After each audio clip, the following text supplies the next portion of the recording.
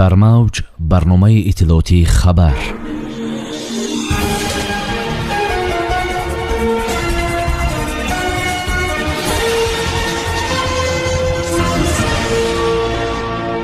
кӯдакон ва наврасони кишварҳои иттиҳоди давлатҳои мустақил меҳмони душанбе мешаванд. баррасии ҳифзи ҳуқуқи манфиатҳои муҳоҷирони меҳнатии тоҷик дар Татористон. лукашенко президенти мамлакат Эмомалӣ Раҳмонро табрик намуд. кишвари шумо барои мо шарики наздик ва боэътимод аст. дар мактабҳои Ӯзбекистон пӯшидани рӯймол иҷоза дода шуд. роналду дар карантин. бритониё ӯро истисно накард. бо шарҳи бештари ин хабару рӯйдодҳо бо шумо ҳастам. мартаба раҳмонова. салом. дар душанбе рӯзҳои 20-24 сентябр ҷашнвораи байналмилалии дӯстии кӯдакон ва наврасони кишварҳои иттиҳоди давлатҳои мустақил баргузор мешавад. хабар медиҳад сомонаи маъмурияти пойтахти Тоҷикистон. гуфта мешавад ки раиси шаҳри Душанбе Рустами Эмомалӣ дар бораи омодагӣ ба ин ид фармони дахлдорро имзо кард. ҳамчунин дар доираи ин ҷашнвора муассисаҳои таълимӣ табодули таҷриба ва иттилоот хоҳанд кард. ёдовар мешавем ки 9 сентябр дар Тоҷикистон 30-юмин солгарди истиқлолияти давлатӣ таҷлил мегардад.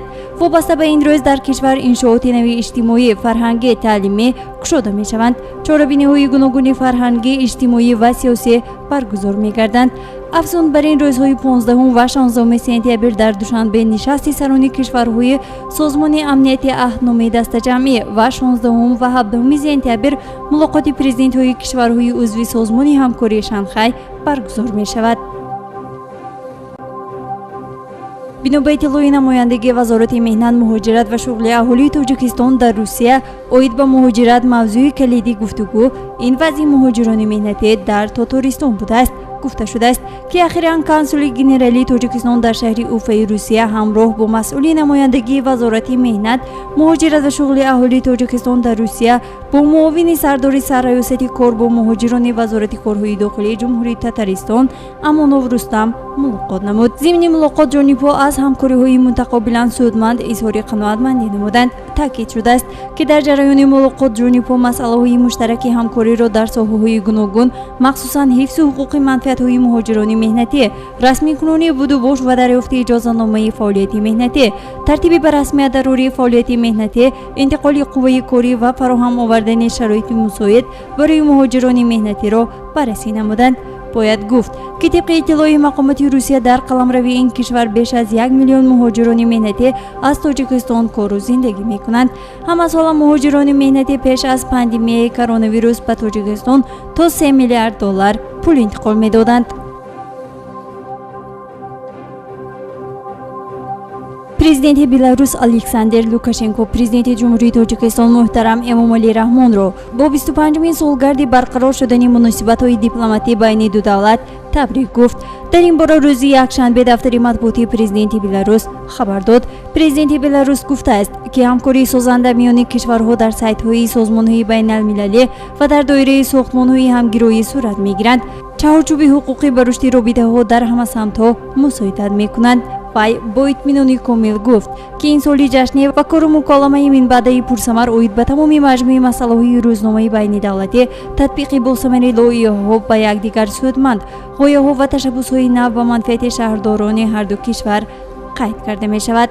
президенти Тоҷикистон муҳтарам Эмомалӣ Раҳмон гуфтааст ки солҳои охир муносибатҳои ду кишвар ба анъанаҳои деринаи дӯстӣ, эҳтироми ҳамдигарӣ ва хайрхоҳӣ асос ёфтанд ки халқҳои моро ба ҳам мепайванданд, бо хати болоравӣ босамар рушд мекунанд. президенти мамлакат ҳамзамон аз ҳамкории давлатҳо дар доираи созмонҳои байналмилалӣ ва минтақавӣ, пеш аз ҳама Созмони Милали Муттаҳид, Иттиҳоди давлатҳои мустақил, Созмони аҳдномаи ҳамкории дастаҷамъӣ ёдовар шудааст.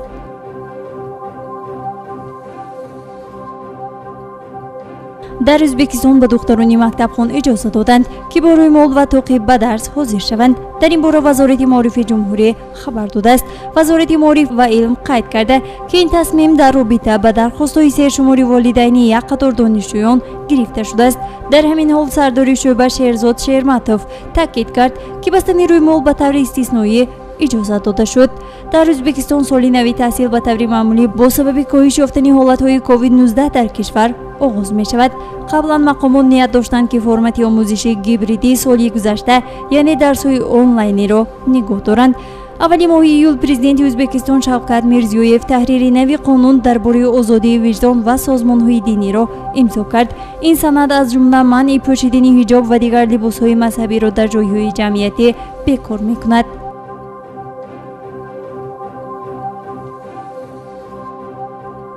футболбози дастаи Манчестер Юнайтед Криштиану Роналду зимни бозгашт аз Португалия карантин шуд. хабар медиҳад Евроспорт. футболбози 36 сола дар охири моҳи август аз Ювентус, ки дар он соли 2003 то соли 2009 бозӣ кардааст, ба Манчестер Юнайтед гузашт. футболбоз фавран ба Манчестер нарафт, балки дар Лиссабон монд ва ба тими миллии худ бар зидди Ирландия дар доираи марҳилаи интихоби ҷоми ҷаҳон 2022 бозӣ кард. ҳамлагар тими миллиро тарк карда ба Британия барои карантини ҳатмии 5 рӯза омад. Манчестер Юнайтед ба ҳукумати Бритониё бо дархости бекор кардани карантини Португалия муроҷиат кард, аммо ин муроҷиат рад карда шуд. ин қоида ба ҳама мусофирон ки аз Португалия ба Британия ворид мешаванд дахл дорад. дар рӯзи дуввум ва панҷуми карантин Роналду бояд аз санҷишҳои коронавирус гузарад. танҳо пас аз натиҷаи манфӣ ӯ метавонад ба машқҳо дар гурӯҳи умумӣ оғоз кунад. ҳамин тариқ Криштиану Роналду то рӯзи чоршанбе наметавонад ба даста ҳамроҳ шавад. ҳамаги 3 рӯз пеш аз бозии Премер Лига бо Ньюкасл дар Олд Траффорд интизор меравад ки ҳамин бозӣ барои Роналду пас аз бозгашт ба Англия аввалин дар Манчестер Юнайтед хоҳад буд. аммо агар ҳамлагар пеш аз муҳлат маҳалли ҷойгиршавии тими миллии Португалияро тарк намекард, ӯ вақт надошт ки пеш аз вохӯрӣ аз карантин гузарад.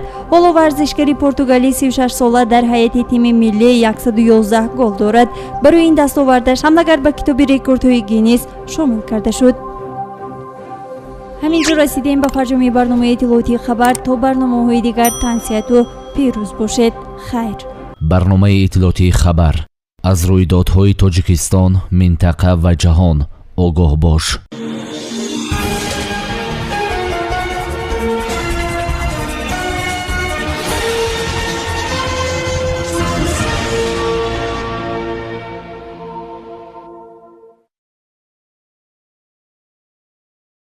хайр.